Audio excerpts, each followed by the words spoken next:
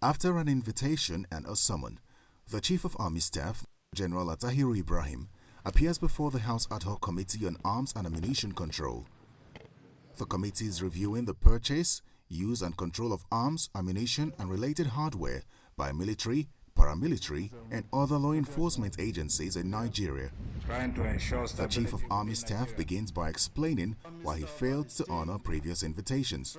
I was either in the northeast or southeastern Nigeria, or better still in the south-south, trying to ensure stability within Nigeria. But the lawmakers want more than an explanation. One would have expected that today that you are able to make this, honor this invitation, there would have been something that sounds like an apology for not being able to make it all along. What we have gotten is an explanation. When you say I offered an explanation, it's as good as an apology. It only tells you the reason why I wasn't here, and the reasons are cogent enough. Even the blind man knows there are problems of internal security in Nigeria. So I think it suffices to explain to this honorable house, the way you work for the Nigerian people is the same way I equally work for the Nigerian people. I command the Nigerian army that is equally peopled by Nigerian representatives from everywhere you come from. Thank you. When that dust settles, the committee asks the Chief of Army Staff to speak to the documents which he provided, but he declines. Please, you have the floor. If you have this submission with you, so that you can brief us on it.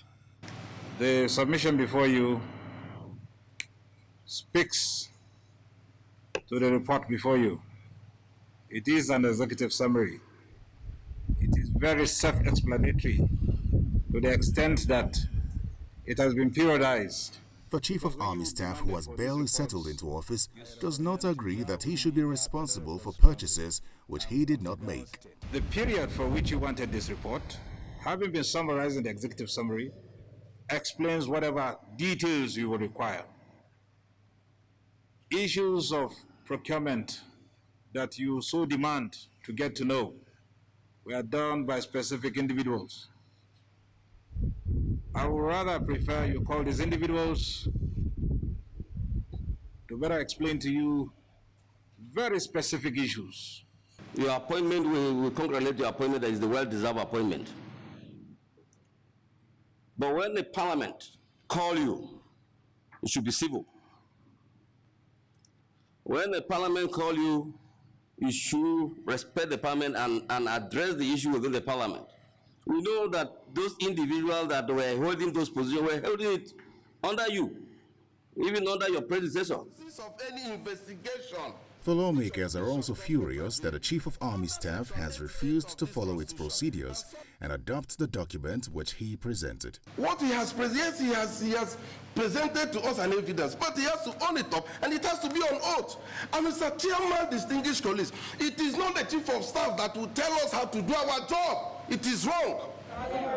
Fearing further escalation, journalists are excused and the meeting continues behind closed doors.